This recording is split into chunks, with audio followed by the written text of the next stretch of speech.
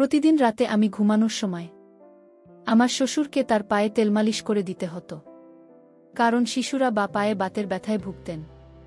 তাই শিশুর আব্বাকে যদি মালিশ না করে দেই তাহলে সে চিল্লাত, ব্যথায় চিৎকার করত। আর আমি সেই চিৎকার কিছুতেই সহ্য করতে পারতাম না, কারণ আমার শ্বশুরকে সেবা করার মতো কেউ ছিল না। কিন্তু শ্বশুরের যেটা অভিনয় ছিল তা আমি জানতাম না। তাই সুরা বা প্রতি রাতে ব্যথায় চিৎকার অভিনয় করত, কারণ আমার শাশুড়ি মারা গেছে প্রায় ৩ বছর আগে। আর এদিকে আমার স্বামীও বিদেশে প্রবাসে থাকত। বাড়িতে শুধু আমি এবং আমার শ্বশুর থাকতাম।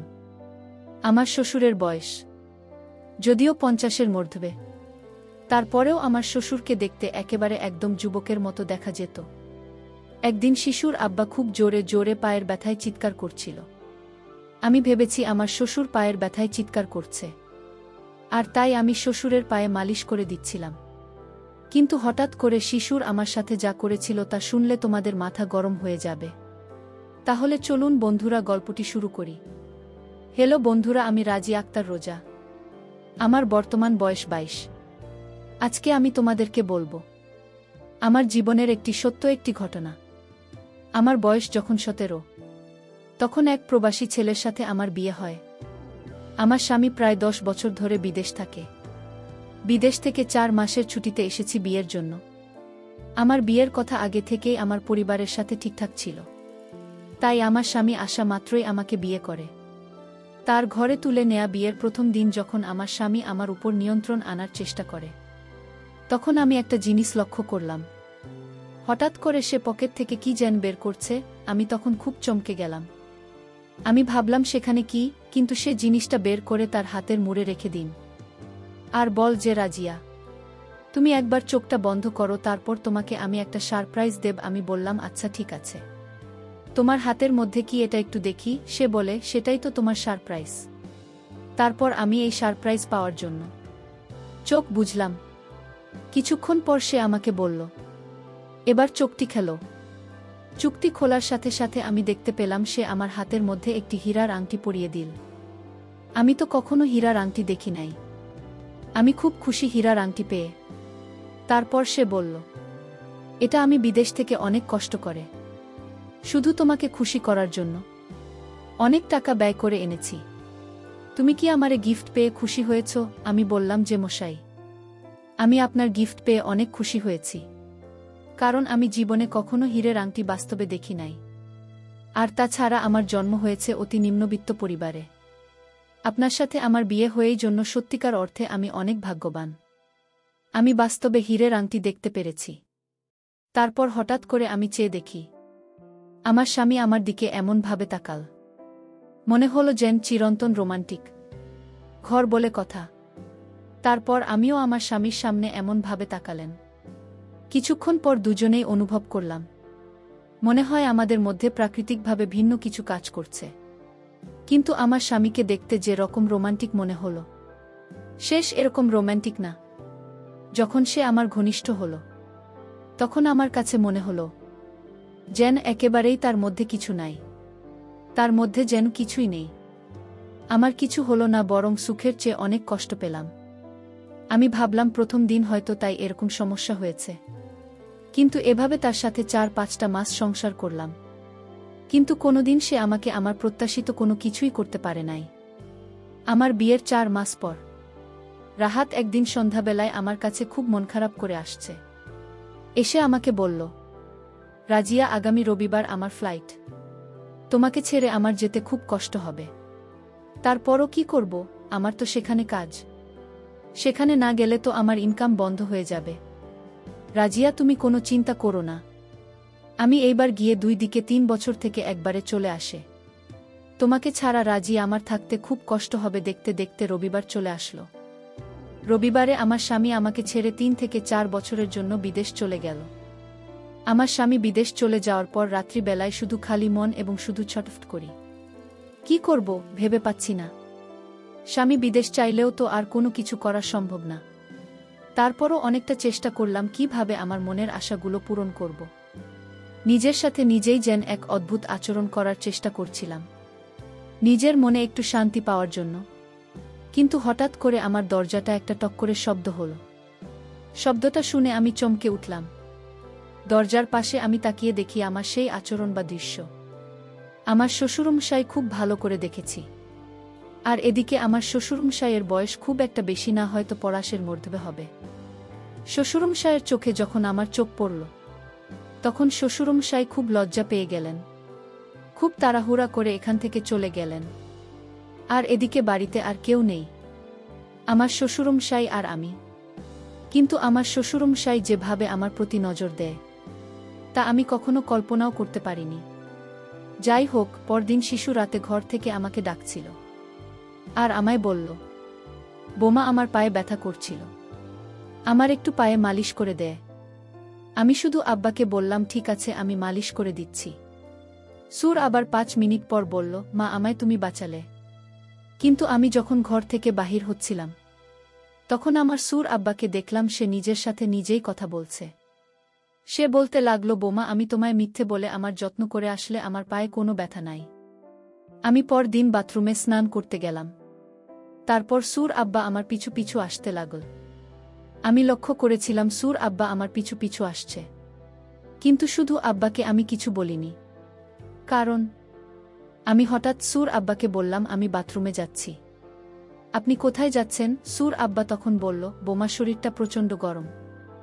যে গরম পড়েছে, আমি গরমে ঘুমোতে পারছি না। আমার খুব কষ্ট হচ্ছে বোমা। আমি বললাম, শিশুরা বাবা, আমি এখন কি করতে পারি? সুর আব্বা বলল, আমার তো হাঁটতে কষ্ট হয়। তাছাড়া আমি নিজে নিজে স্নান করতে অনেক কষ্ট হয়। যদি তুমি আমায় স্নান করিয়ে দিতে তাহলে আমার অনেক উপকার হতো। ঠিক আছে, আমি আপনাকে স্নান করিয়ে দিচ্ছি। তারপর সুর আব্বাকে নিয়ে আমি বাথরুমে গেলাম। তারপর আমার সুর বাবাকে আমি গোসল করিয়ে দিচ্ছিলাম। তখন সুর আব্বা বলল, আমার আজ তোমার শাশুড়ির কথা মনে পড়ছে। আমি তোমার মাঝে আমি আমার স্ত্রীকে খুঁজে পেলাম। আমি তখন সুর আব্বাকে বললাম, শিশুর আব্বা, আপনি কি বলছেন এসব? আপনি কি বলছেন? আমি ঠিকই বলছি বোমা, আমি তোমার মাঝে আমি স্পষ্ট দেখতে পাচ্ছি। কি দেখতে পাচ্ছেন শিশুর আব্বা? এই যে বললাম একটু আগে, আমার স্ত্রীকে দেখতে পাচ্ছি। বাবা, আপনি এসব কি বলছেন? আমি তো আপনার কথা কিছুই বুঝতে পারছি না। আমি আপনার ছেলের বউ, আপনার কি মাথা ঠিক আছে? সুর আব্বা, আমার মাথা ঠিক আছে। আমি মনে মনে ভাবলাম, শ্বশুর আবার কি মাথায় সমস্যা হয়ে গেল নাকি? যাই হোক, কিছুদিন পর আমার সুর আব্বা আমায় বলল, বোমা, আমার একটা জিনিস খাওয়ার খুব ইচ্ছা করছে।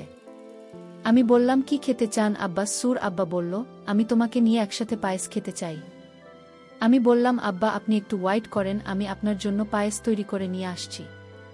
তারপর আমি যখন সুর আবার রুমে পায়েস তৈরি করে খাওয়াতে নিয়ে গেলাম, আমি সুর আবার রুমে যেতে বলল, বোমা, আজ আমার খুব ভয় করছে। আমার মনে হয় আমি আজ একা এই রুমে ঘুমাতে পারবো না। তোমার হাতের রান্না করা পায়েস খেয়ে আমি তোমার রুমে যেতে চাই। আমি শুধু আব্বাকে বললাম, আব্বা, আপনি খেয়ে চুপচাপ ঘুমিয়ে পড়ুন, কিছু হবে না। আমি তো পাশের রুমে আছি, কোনো সমস্যা হলে আমায় ডাক দিলেন। সুর আব্বা বলল, বোমা, যত কিছুই বলো, আমি আজ একাই রুমে ঘুমাতে পারবো না, কারণ আজ আমার খুব ভয় করছে। আমি সুর আবার মতো একটা কিছুটা হলেও আমি বুঝতে পারছি, কারণ ইদানিং শিশুর আব্বা আমার দিকে কেমনভাবে জানে চেয়ে থাকে। আমি সুর আব্বাকে বললাম, আব্বা যান, আপনি যদি বারবার একই কথা বলেন তাহলে কিন্তু আমি বাড়ি ছেড়ে চলে যাব। সুর আব্বা আমার কথা শুনে বলল, আচ্ছা ঠিক আছে বোমা, আমি একাই থাকতে পারবো। এরপর দিন সুরা বা আবার রাতে অভিনয় করা শুরু করে দিয়েছে। চিৎকার করছে, ব্যথায় বলছে, কি আছো গো, আমায় বাঁচাও, আমি মরে যাচ্ছি। আমি আমার পায়ের ব্যথা কিছুতেই সহ্য করতে পারছি না। মনে হয় আজ আমি মরে যাব। আমি বুঝতে পারছি শিশুরা বাবা এসব অভিনয় করছে। আমি সুর আবার রুমে গিয়ে বললাম, আপনি এভাবে চিৎকার করছেন কেন? সুর আব্বা বলল, তুমি কি জান না বোমা, আমার পায়ে ব্যথা? জানি, কিন্তু আমি কি করব? সুর আব্বা বলল, তুমি একটু পায়ে মালিশ করে দাও, তাহলে ব্যথা চলে যাবে। আমি বললাম, শিশুরা বাবা, আমি পারব না। আপনি ভালো কোনো ডাক্তার দেখান। বোমা, তুমি আমার মুখের উপর কথা বললে। আমি বললাম, আপনার এই সব নাটক আমার ভাল লাগে না। আপনি নির্ভয়ে নাটক বাদ দিয়ে বলুন, আপনি আমার কাছ থেকে কি পেতে চান, সোজা বলে ফেলুন। সুর আব্বা বলল, কি বলছো বোমা, আমার সত্যি পায়ে ব্যথা। আমি বললাম, তাহলে চলুন আপনাকে ডাক্তারের কাছে নিয়ে চলি। যদি ডাক্তার সাহেব বলেন যে আপনার পায়ে ব্যথা, তাহলে আমি আপনাকে মালিশ করে দিব। আর যদি পায়ে ব্যথা না থাকে তাহলে কিন্তু আপনার অবস্থা খারাপ হবে। এই কথা শোনার পর সুর আব্বা বলল, ঠিক আছে, কাল তাহলে ডাক্তারের কাছে যাব। কিন্তু ডাক্তারের কাছে যাওয়ার আগের রাতে শিশুর আব্বা এমন কাণ্ড করে বসল। আমি তো অবাক হয়ে গেলাম। সুর আব্বা এমন চিৎকার করছিল পাশের বাড়ির মানুষ ঘুমোতে পারছিল না। তখন পাশের বাড়ি থেকে একজন এসে আমায় বলল, তোমার আব্বাজানের কি হয়েছে, এভাবে চিৎকার করছে কেন? আমি কোনো উপায় না পেয়ে বললাম, উনি প্রতিরাতে এরকম চিৎকার করে, কিন্তু তার কিছুই হয় না। আমি তো আর তাদের বলতে পারি না। সুর আব্বা আমার কাছ থেকে কি চায়, আমি তো সেটা তাদের মুখ ফুটে বলতে পারি না। এর মধ্যে সুর আব্বা বলল, বোমা আমার কোনো খেয়াল রাখে না। আমি কি করব? পাশের বাড়ির লোকটি তখন বলল, আপনার সুর ব্যথায় চিৎকার করছে, আর আপনি দাঁড়িয়ে থেকে দেখছেন। আপনি কি স্যার বোমা, আপনি এখনই আপনার সুর এর পায়ে তেল দিয়ে মালিশ করে দিন। আমি আর কোনো উপায় না পেয়ে আমি সুরের ঘরে গেলাম। আমি শুধু আব্বাকে বললাম, আপনি চিৎকার বন্ধ করুন। আমি পায়ে মালিশ করে দিলেই তো আপনার ব্যথা কমে যায়। আমি এখন আপনার পায়ে মালিশ করে দিচ্ছি, আপনি ঘুমান। আমি সুর আবার পায়ে মালিশ করতেছিলাম। কিছুক্ষণ পর আমি লক্ষ্য করলাম, আমার শ্বশুরমশাই চোখ বন্ধ করে কেমন জানি অদ্ভুত রকমের শব্দ করতে শুরু করল। আমার ভয়ে আমার চোখ মুখ চমকে উঠল। তারপরেও আমি মনে মনে ভাবলাম, দেখি আমার শ্বশুরমশাই কি করে। আর তাছাড়া আজ আমি শ্বশুরমশাইয়ের উদ্দেশ্য জানতে হবে। আমার স্বামী চলে গেছে বিদেশ, অনেক দিন হয়েছে, কিন্তু আমার তো আর সেরকম কিছু নাই। তাই নিজের অজান্তে আমি শিশুকে পরীক্ষা করতে শুরু করলাম। সুরা বা হঠাৎ আমায় বলল, বোমা আমি একটা কথা বলি। আমি বললাম, বলেন। কি বলবেন? আমি তোমার নামে আমার সকল সম্পত্তি লিখে দিব। আমার ছেলে কিছুই জানবে না। তুমি আমার ছেলেকে যেভাবে বলবে সেভাবেই চলবে, যদি তোমার হাতে আমার সম্পত্তি থাকে। আমি বললাম, আপনার কষ্ট করে জমানো সম্পত্তি আমাকে দিতে চাচ্ছেন কেন? জাস্ট তুমি আমার একটা কথা রাখবে। আমি বললাম, তাই সুর আব্বা? তাহলে শুনি আপনার কি কথা। সুর আব্বা বলল, বোমা এই কথাটা কাউকে বলা যাবে না। যদি বলো তাহলে আমার আর তোমার অনেক ক্ষতি হতে পারে, আর তাই কোনোভাবেই কথা কাউকে বলা যাবে না। এই কথাটি শুধু তুমি আর আমি ছাড়া কেউ জানবে না। আমি শুধু আব্বাকে বললাম, আব্বা আপনি বলুন কি কথা। আমি রাখব আপনার কথা। সত্যি বোমা, তুমি আমার কথা রাখবে? এ বাবা, কতবার বলবো যে আমি আপনার কথা রাখব। তখন শ্বশুর আব্বা বললেন, তাহলে আমি যা বলি তুমি এখন তাই মানতে হবে।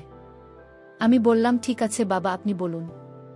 তাহলে শোনো বোমা, তুমি প্রথমে আমার রুমের দরজাটা বন্ধ করে আসো। আমি বললাম, দরজা বন্ধ করতে হবে কেন? আমি যা বলছি তুমি তাই করো।